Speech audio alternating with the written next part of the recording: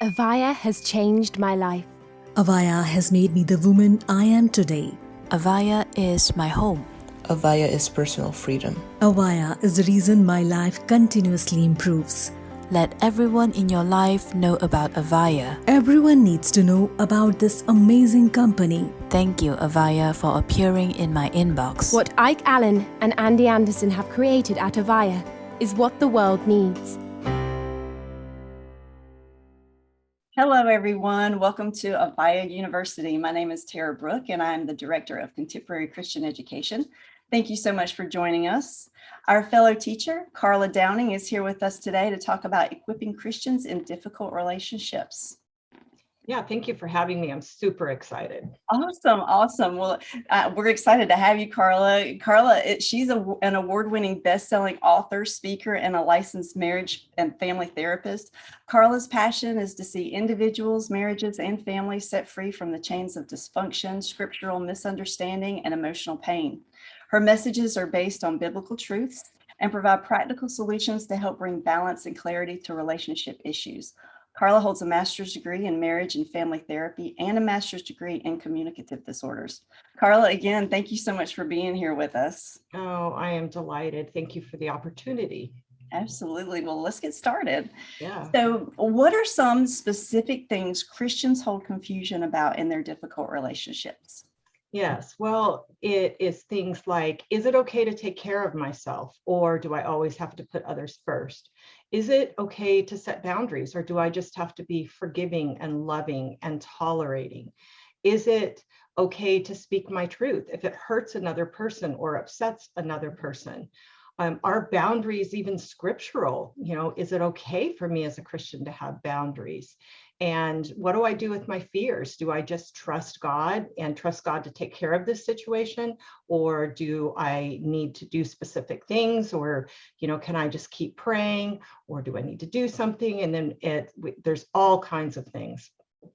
Yeah. And, something else that I think about too, a lot of times Christians growing up may be taught a certain doctrine or whatever, and they might think that they have to do something to please God when really, God's grace is all around us all the time. And a lot of people don't realize that, and they feel like they have to do something to make him happy. So in order to do that, do I have to hurt myself and, do this or, compromise this or that, without realizing that that's not a necessary thing. Well, yeah, and I often say it's more difficult to be a Christian in a difficult relationship than a non-Christian, because you have the relationship dynamics, but you also have on top of that, what does my church say? What does God want me to do? How do I find out God's will in this situation? What are my fellow church members saying, which may be misunderstanding scripture? What are those things that I've got in the back of my mind that I've heard in church that I've interpreted to tell me what I should and shouldn't do? And there is almost a fear of, oh my gosh, is God okay with what I'm doing? Does God just saw me get angry? Am I, did I sin? Am I not, am I, am I out of God's will? And it just can be all kinds of, this is really stressful. That's why my foundation is just to go to the roots and bait the foundation and just say, let's get rid of the misconceptions first. Yes. And then I'll teach you the tools backed by scriptural truth that you can use to actually change what you're doing in your relationship. That's so good. That's awesome. So why is the concept of changing yourself, not changing them, is a necessary principle in all this? Well, when we see somebody that is close to us that we care about, whether it be a child, whether it be a parent, a sibling, a spouse, when that person is doing things that are harmful to the relationship or to themselves or to you, it is natural to want to change that. It is natural to attempt to change that. So what do? We turn our focus on the person and we say, I'm going to talk to you. I'm going to tell you what you're doing wrong. I'm going to tell you what you need to do better. I'm going to help you. I'm going to plan this for you. I'm going to set it up. I'm going to make sure that you do all the right things. In this process, we become almost obsessed with the person, where we focus so much on the person that it can actually get to where you struggle with living your own life, with taking care of your needs, with attending to your job, with paying attention to your other children. If it's a child, an adult child or a teenage child, it may be your marriage may be struggling because you may be ignoring things in your marriage. Or if it's a spouse, your children may be hurting because you're just focused on this person, and it becomes all consuming. And it doesn't work because we can't force people to change. Right. So the more that we focus on trying to make this person change, we cut ourselves off to all the other options that we have. It becomes something that we have to recognize. Okay, I can't force this person to change. Okay, what does that mean? It means I have to accept that this is the way it is. Ouch. We don't want to do that. We don't want to come to that place where we have to say, you know what, this is what's really happening, and I can't change that. So now what do I need to do to deal with that? How can I adjust my own self? How can I take care of myself? How can I do the things that I need to do to make sure that I'm safe, or that I'm protected, or that I'm doing things that I might not regret if something bad happens? You know, how do I do these things? The only way you can do that is to take your focus off of the other person, admit I can't force this person to change. Now, that doesn't mean tolerance. It doesn't mean you're Right. stuck. It doesn't mean you've got to just put up with everything and allow this person to do whatever he or she wants. It's basically, you have got to say, what do I need to do if this other person's continuing to do these things? And, you know, oftentimes taking the focus off of forcing someone to change means that your behavior changes and the person is actually more likely to change. Yes. Yeah, that's a very common thing. And I mean, you know, it goes back to the whole thing of, you know, you can't change other people. The only control that you have over anything is how you respond to certain situations. So putting that focus back on yourself, I agree, is very important. Yeah. So you have a concept called the detaching in love. What does that mean exactly? Oh, one of my favorites. When I would talk to a client, or when I would in teaching the class, I'll tell them, if I can teach you to detach, I can set you free. Mm. And because detaching means that this isn't going on. You're not enmeshed and entangled in our difficult relationships. I mean, we love these people. We're affected by them. They're in our lives. What they do does affect us. So what will happen is that enmeshment grows, and it can get to where if the other person, you look at the other person, you say, oh, is that person okay today? Oh my gosh, then I'm not going to be okay. Is my child lying in bed depressed all day? Is my spouse lying in bed depressed all day? Oh my gosh, this isn't going to be a good day. And or is that person sitting there moody and angry and putting all their stuff on me? Oh my gosh, I'm going to have to figure out how to change that person's mind. I'm going to have to talk to that person. I'm going to have to defend myself. No, detachment means that you recognize, okay, I might be close to this person. It could be married. It could be my child. It could be my parent, but I'm not this person. Right. I'm a separate person. I'm a separate entity. God gave me my own free will, my own mind, my own emotions. I get to choose what to do with that, with my time, with my energy. So I can look at that person. I can have compassion. Doesn't mean total abandonment. Doesn't mean that you completely detach yourself and unattach in the relationship. It means you can look at that person and say, I'm concerned, but I am not able to force that person to change. I need to take care of myself today. I need to take care of my life, my responsibilities. I can have a good day. I have a daughter who has severe depression, lots of physical illnesses. She's a young adult. I can have a good day, even though she's having a bad day. It doesn't mean I don't hurt. It doesn't mean I'm not concerned. It doesn't mean I don't do the things for her that I need to do. But it means that my day doesn't change. My day isn't ruined. I don't cancel things. I don't walk around in panic and anxiety and depression all day myself. We've got to be able to detach with love. We've got to be able to make choices, because other people can make their own choices. It's a beautiful way to care, but to not allow yourself to be completely just consumed with what is going on with that other person. And again, it's with love and kindness. You know, an example that happened to me a lot in my difficult marriage is my husband, when he would get moody or get mad or be upset about something, he would cancel last minute and not go places. And I grew up in an alcoholic home. I hate that. I absolutely feel just hopeless when that happens. So at the beginning, I would stay home and I'd spend all night trying to tell him why he shouldn't be mad. Then I learned that I don't have to stay home, that I can go. But then I would go and all I would think about was him sitting at home mad. And then I got in time to where I was able to say, I have a plan B. And I would say, oh man, I'm so bummed that you're not going to go. Okay, see you later, honey. Kiss him on the cheek and say, I'm going to go, have a nice night. And Yeah. that's detaching in love. And, you know, I've had people tell me that when they do that, that their spouse turns around and goes, oh, wait a minute, I'll go with you. Yeah. So, you know, Yeah, gives that's freedom.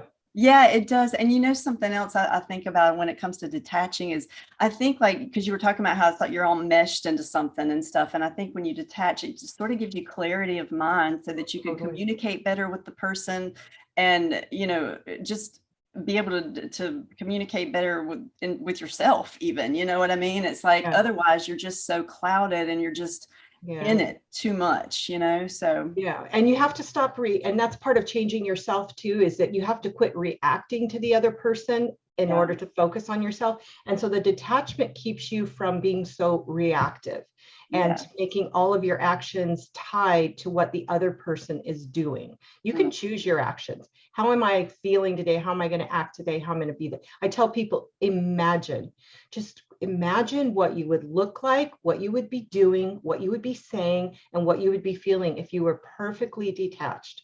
Yeah. Now go act that way. And then Mhm. eventually the feelings follow. Yeah, because I mean, it almost has like a visceral response. Like when you detach, you sort of you feel calmer. Your adrenaline's not going so crazy. You know, you can just kind of let go. So it's a great concept. Honestly, I wish more people would even knew about it. I think people just get so wrapped up in their relationships they don't even think about that. You know. Right. Yeah. So, what are some tips you offer for speaking your truth in love in difficult relationships? So speaking the truth in love is got all kinds of little aspects, but basically the first thing that I notice people in difficult relationships do with speaking their truth is one, they either don't because they're afraid and they think that they shouldn't because they're going to hurt somebody. So first of all, you have a right and sometimes a responsibility to speak your truth in love. You have a right to say whatever you need to say for yourself to communicate your truth in the relationship. What I notice if people do speak their truth is that they tend to want to try to convince the other person of their truth. Mm, In a difficult relationship, one of the things that is often a part of it is the other person does not want to hear what you have to say. They don't care how you feel. They're bound and determined to continue doing what they're doing. They're defensive, they're stubborn, they're manipulative, they're blaming, they're not wanting to take responsibility for their life. They're stuck in this mindset and they're not in, it's not a healthy relationship. A healthy relationship says, oh, you have something to say to me? Let me sit down and listen. right. And actively works to try to understand what the other person is saying because there's concern, there's mutual caring, there's mutual cooperation. In difficult relationships, no, it is often basically you almost talking to a wall that's resistant. So that feeling of I have to get this person to agree, I have to get this person to see it, I have to get this person to understand, keeps you so exhausted, it makes you nag, it makes you lecture, it makes you waste energy, it makes you do all these things that are unproductive. So that's one of the things is basically stop trying to convince, stop it. Stop trying to solve the problems for the other person. Stop trying to fix everything. Stop trying to set everything up and make this person understand. The person has to want to understand. So one tip, keep it short, keep it direct. If you lecture somebody, your main point is lost in all of those words. If you say something that is, 10 words or less, and just say it calmly, say it confidently, and walk away. The other person can't get it out of their mind. So it's there. It's a statement. It's compact. It can't be just eliminated like a lecture. They zone out, they, do thinking about other stuff. So yeah, keep it short, make it direct, stop trying to convince, and then there's a whole lot more. Yeah, that's really good because it prevents you from being a nag and turning into a person you don't want to be. Exactly. That's a great idea. So we were talking about boundaries earlier, and talking about the Bible. Does the Bible support having strong boundaries? Absolutely. When I teach my boundaries class, I teach 6 boundary principles. And these are not just principles in the Bible, they're also principles in our natural world. I mean, God made an orderly world that has the things that support boundaries. So first of all, choice. God gave everyone choice. Yeah. With boundaries, we're talking about people having the choice to do what they want to do. We're talking about ourselves, having the choice of what we want to do. So choice, boundaries are based on choice. I choose what's right for me, what I do with my actions, my words, my, whatever, my time, my talents. 2, consequences. With choice come consequences. God's law of cause and effect, right? You reap what you sow. So boundaries are not about punishment, because we don't punish adults. That's abuse, right? We literally, when somebody, we put down what our choice is. I teach boundaries are what I will and will not do. Not what the other person can or cannot do, what I will or will not do. So it's, I choose to do this, I will not do this, or I will do this. Now, guess what? The other person gets to choose what to do about those things. If the person makes a choice, that means that I have to impose the consequence that I said, or the follow-up that I said I needed to do. If I tell my kid, I will allow you to live in the house as long as you're working full-time, and the kid continues to not get a job, and then I have to ask the kid to move out, that was the consequence. Okay, then the next thing is accountability. We all have accountability in every area of our life. We have accountability to the IRS for our taxes. We have accountability to the state for our house taxes. We have accountability to the policeman that pulls us over for speeding, to our bosses, to our spouses. We have accountability for what we've agreed to do and what our part is. Children have accountability towards parents, towards their employer, towards any relationship has accountability. And we have accountability to God. So the boundaries help us have that accountability. Then we have stewardship. God has made us stewards, all of us, of our life, our time, our energy, our resources, opportunities, and boundaries help us protect that. What do we do with that? What do we do with our money? What do we do with our time? What do we enable? What do we encourage? What do we say yes to? What do we say no to? All of those things are ways that we are stewards over that. And again, we will be accountable to God for that. Scripture tells us that. And then we have care, mutual care. The Bible talks to us about caring for ourselves, taking care of ourselves, and taking care of others. We have to balance this. Boundaries help us balance it. When do I say no? When do I say yes? Okay. And it's got to be both. It's not all one, it's not all self, it's not all other. And then the last one is my favorite, because I'm a controller. I'm an oldest child of an alcoholic family, which means I was the responsible fixer, caregiver for my mother and siblings. Right. So I like to fix. I would love to be able to give a 10-part plan to my entire family every time there's an issue and tell them exactly what to do. They don't like that. I found that out. So, but boundaries doesn't give us the right to control, but it gives us something, the Bible gives us something amazing. It's called influence. We are responsible to influence, to be light in darkness, to be salt in the world around us. So guess what? Our boundaries, by what we allow and what we don't allow in our relationships, in our home, in whatever situation we're in, influence the other person for either good or for bad. Isn't that amazing? Yeah, that's so good. That's awesome. So why are boundaries then? Why is it so confusing and hard for so many people? Because we don't like to get to that point. We would rather nag and lecture to get people to change. I have this example of a father in one of my boundaries classes I teach. And first night of class, he just said, please help me find out how I can make my 25-year-old son keep a job. I've gotten him 3 jobs and he's managed to get fired from everyone. And I said, you're asking me the wrong question. You need to be asking me, help me figure out what circumstances I will allow my adult son to live in my house under. help me to get strong enough that I can decide whether or not he's allowed to live in my house without a job. So see, why do we want to go to that place where we have to say, son, I'm packing your bags, you're out, and I'm changing the locks? No, we don't want to get to that point. So one, we don't do, so we do other things.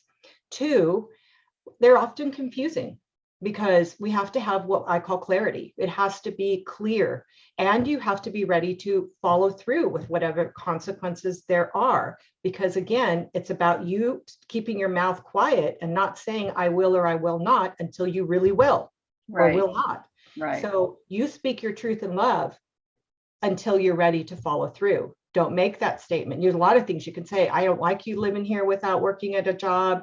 I'm not always going to let you live here if you can't find a job. Dang, it makes me crazy that you're not getting a job. And literally every time I see you, I feel like just ripping you off the sofa, whatever it is that your truth is, you can say that, but with no boundary until don't say a boundary until you're ready to actually follow through. And you've got to be clear.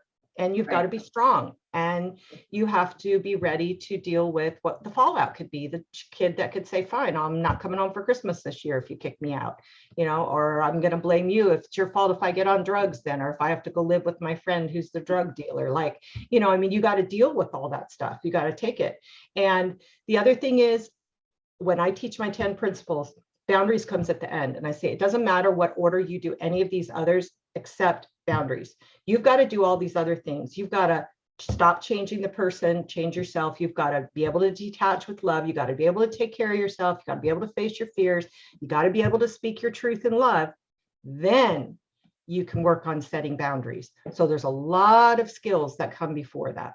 Yeah, that makes sense. Because you're right. It is hard to set boundaries because you're worried about the fallout, and gosh, it's hard to raise kids these days, and I mean, you have to stick to your guns because, it's just like the whole cried wolf thing, So that's awesome. So really great information, Karla. And also, Karla, I know you have a podcast. So do you want to talk about that? Tell everybody what it's all about? Yes. Well, I'm actually slowly getting my podcast rolled out. I think I have 15, but I have so many YouTube videos on different aspects of everything about difficult relationships and Christians in difficult relationships that I decided I got to do something different. And I was so excited because I decided, I'm going to interview somebody who's come through a relationship difficulty and on the other side of it. Yeah. And so I've done some interviews with women that have been in abusive marriage, spiritual manipulation. I've done some with women that are married to Asperger men, which has been extremely popular, and people that have dealt with parental alienation and narcissism. So I'm excited about that, and that's under Change My Relationship. And then also my YouTube videos. I have over 200 YouTube videos. Oh, so wow. There's just a lot there. And I teach classes. I have online classes where you can get them as, just PDF or like downloads and do them on your own with the audio or video. And then I also have Zoom classes that people can participate in, small group discussions and books. So so there's a lot there. I keep busy. So that's why the podcast, I started the podcast when I was writing my 5th book. And I was like, why am I starting this podcast while I'm writing this book?